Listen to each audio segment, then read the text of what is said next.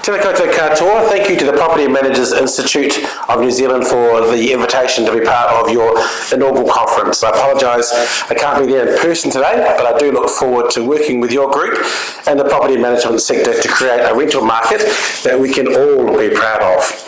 This government is dedicated to improving the well-being of New Zealanders and their families by helping more New Zealanders into their first homes, making housing more affordable and lifting the quality of the rental market. The issues which we face in housing in New Zealand are very real and they do require some bold changes. Approximately 600,000 New Zealand households are rented, and as you know, the people living them are having more complex needs. So we need to modernise our tenancy laws to reflect today's renting environment. Your conference is focusing on preparing for regulation, and this is appropriate because we are in a time of change for the rental sector. And this year the government introduced the Healthy Home Standards. It passed the Residential Tenancies Amendment Act 2019, and we're working hard on the final proposals of further reform of the RTA. The Healthy Home Standards, which became law on the 1st of July, will improve the quality of rental properties. Research has shown us that rental properties are generally of a poorer quality than owner-occupied homes. Cold, damp and mouldy homes create negative health outcomes, particularly for illnesses such as asthma and heart conditions. And with more children and elderly living in rental accommodation, it's vital that the quality of rental homes is lifted so that we can see improved health as well as lower medical costs and lower levels of hospitalisations for renters. It's also important that we and your clients are reminded that warmer, dry homes are less likely to have issues with mould or mildew damage, better protecting a landlord's investment.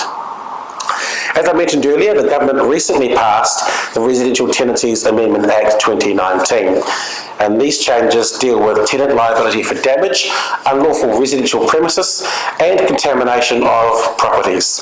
It clarifies the law where there's previously been confusion and puts in place appropriate protections for both landlords and for tenants. Further reform of the RTA includes a suite of changes primarily aimed at improving tenant security and stability of tenure while also protecting landlords' interests. We also want to see good faith tenancy relationships so that property managers and landlords and tenants are working better together. I appreciate the input of the sector, of your sector, into this process already.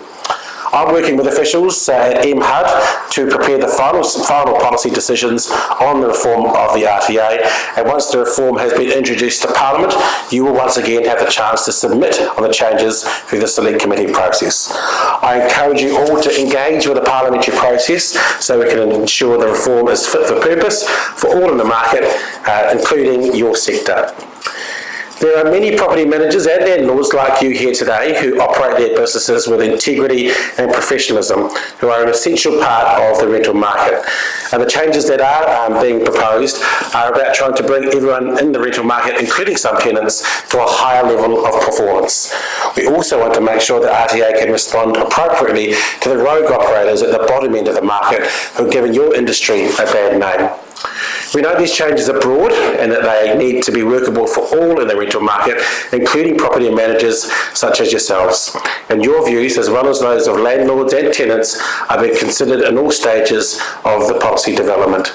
Can I thank you for inviting me to speak to you today. Once again, apologise I can't be there in person, but I wish you all the very best for the rest of your conference.